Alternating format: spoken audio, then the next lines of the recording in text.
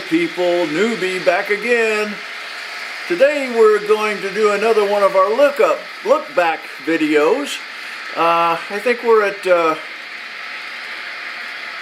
looking back at videos number 36 through 40 today. So got some trains running behind me, and I hope you had a wonderful New Year, Happy Christmas and all that stuff. And so we're getting back to it now. So without further ado, let's go take a look back and see what we did on episodes 36 through 40. And thanks for watching. Thanks for subscribing. If you haven't subscribed, hit that little button down there. I don't know where it is. Anyway, and like, share, help me build my channel. Thanks for watching, and we'll get right on it. Really didn't want to put out this video. My frustration level is getting pretty high. I've talked about it in the past about the problems I have with I'm saying DCC decoders. I think that's the trouble I'm having with my engines. I really don't know, but engines just quit running, and I'm getting frustrated with it. And so, well, let's just look at the video. Let's talk about rolling stock, and in particular about engines, locomotives. This is most of what I have right now, and here's the problem. You see on the front track here in the foreground is 3 engines. This one you saw running a couple of videos ago. It's the one that I now have sound in, and it's running pretty good. This is a Union Pacific that is running well. And then of course you see this little switcher that I run all the time. You've seen it quite often. So all of these units in here, with the exception of this one that I'll take some responsibility for, were running very well and just quit. And I can't explain why. And so I'm thinking the problem is decoders. And I don't know how else to explain it, but for one reason or another, I seem to just be blowing decoders. I'm about at the point where I'm thinking maybe just take the decoders out, convert them all to DC, convert my layout to DC, and just forget about the DCC. But what I do know is that I can make those units run on on DC. I can take those decoders out, and I'm sure I can make every one of those engines operable in DC. So why do I put up with the problems that DCC is creating for me? I learned something. And what I learned is that with the power cab, when you put engines in a consist, that's the only place the power cab recognizes them. Puh, go figure. And I went into the power cab, and I assumed that each one of those engines was part of a consist. And oh, by the way, let me back up here. Those of you that may not be trained people may not understand what a consist is.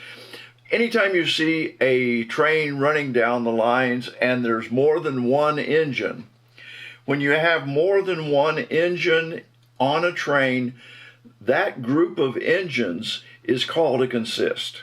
So that's what we're talking about here.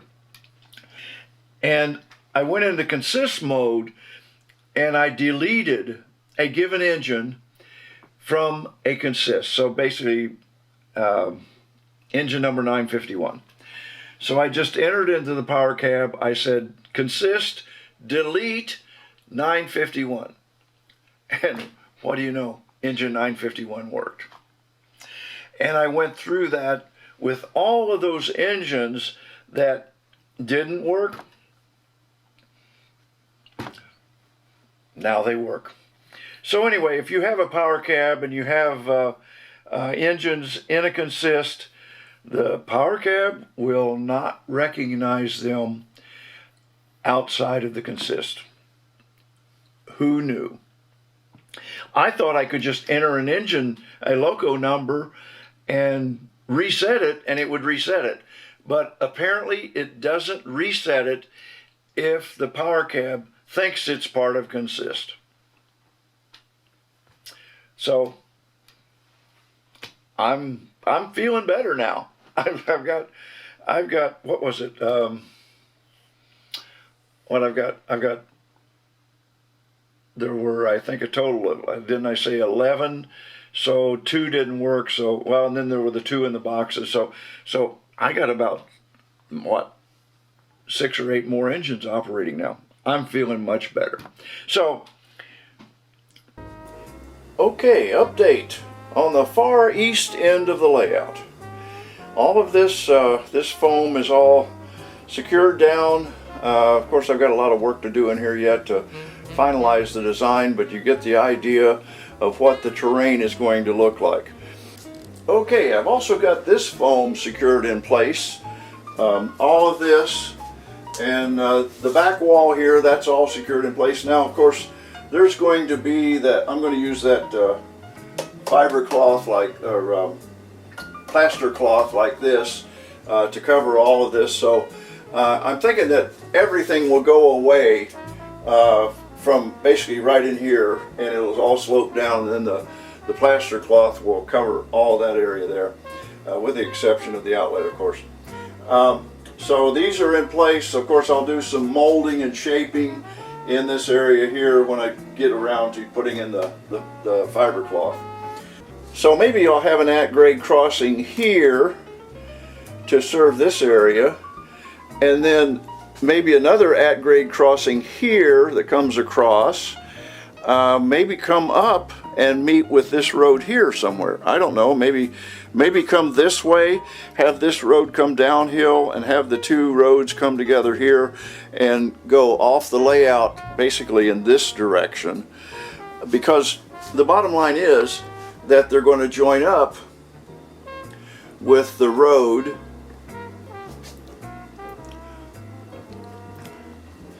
that comes from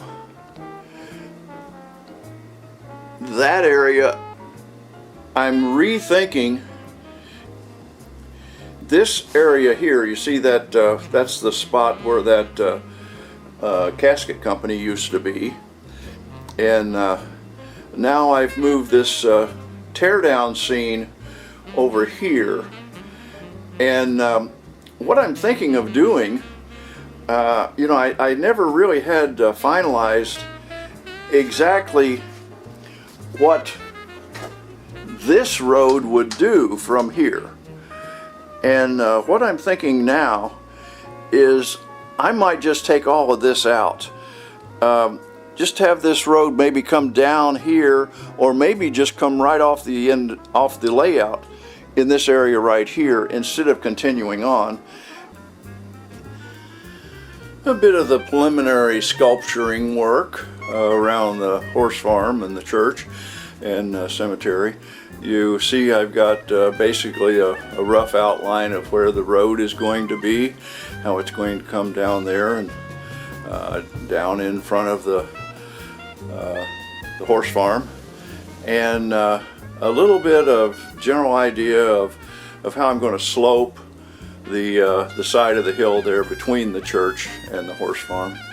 I'm looking at this wall along there, and the old mind is turning. What do I do with that to make it look somewhat appropriate?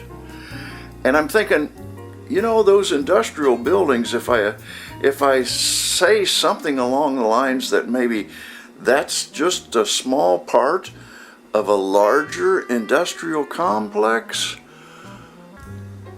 Okay, I think I got it figured out what we're going to do here.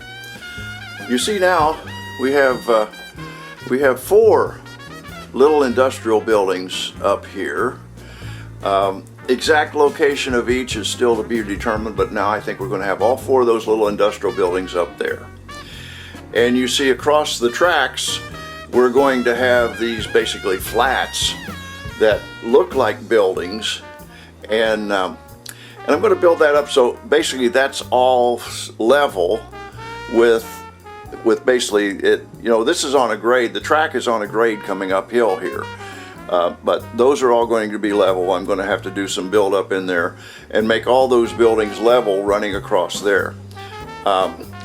It's not going to look exactly right when I finish off this back area, because that area is going to be, I don't know, rock or something like that. It's going to be hill, cliff area or something like that. But anyway, so it's going to look a little strange, but anyway, you get the idea. My interest here is to try to make this look like an industrial area, you know, outside of downtown. And anyway, so now how do we get there? Well, that green, I'm sorry, bluish green building, blue with green window frame building there, was actually over here before.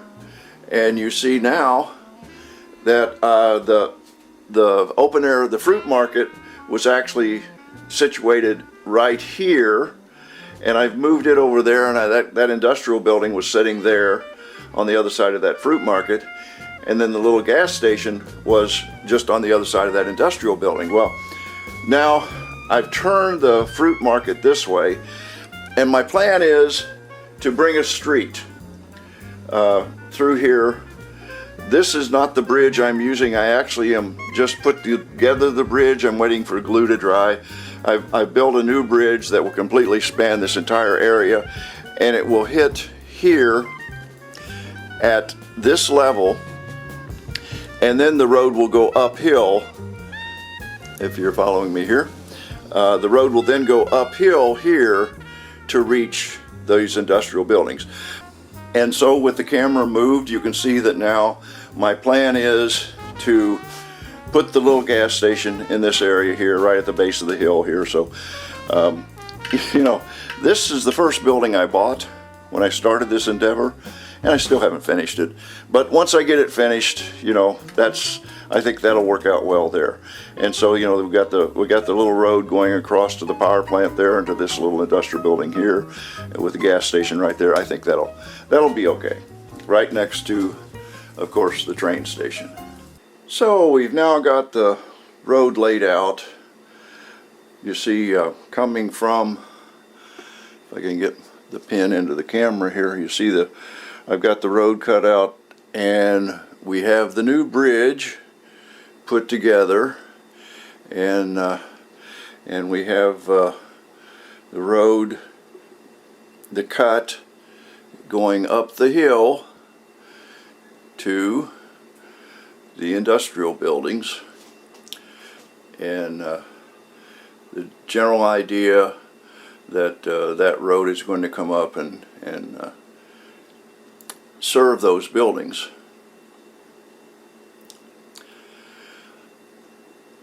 Also, we now have the road cut out coming down in front of the church, and in front of the horse farm, and you see it comes all the way down to where it will go off of the layout. Got the first coat of drywall compound in for the road here, and interesting thing I've decided to do in this area here, you see, I'm going to have an intersection here. I'm going to have a road, hold on, the road is going to go across the tracks here. See, I got a little drywall compound on the tracks. Going to have to get that off. But anyway, I'm going to have a crossing here, at grade crossing, and then this road will go down, have another at grade crossing. And that will be the road that serves the engine house and the yard area on this side. So that's what's going on this end of the layout. And here you see we have the first layer of drywall compound in for the road that will serve the industrial buildings up on the plateau there. Going down, I finally got the bridge installed, or well, not really installed, but I got it situated now the way I'm going to install it. And you see I've painted the supports so that they actually match the bridge. If you remember before, those support were actually those wedding cake supports were actually white, and so I've painted them similar color to the bridge itself. I think that looks much better.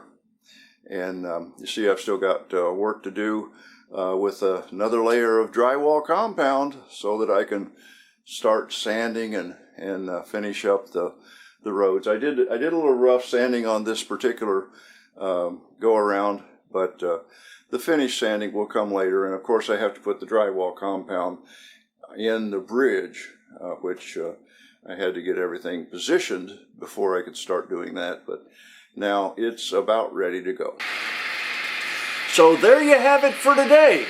I appreciate you watching, and we'll get back to it. I've done some work up in the mountain, getting ready to do that log pond, and we'll get on that hopefully here in the next few days and bring you up to speed on what's going there, because, you know, we'll see what's going to happen.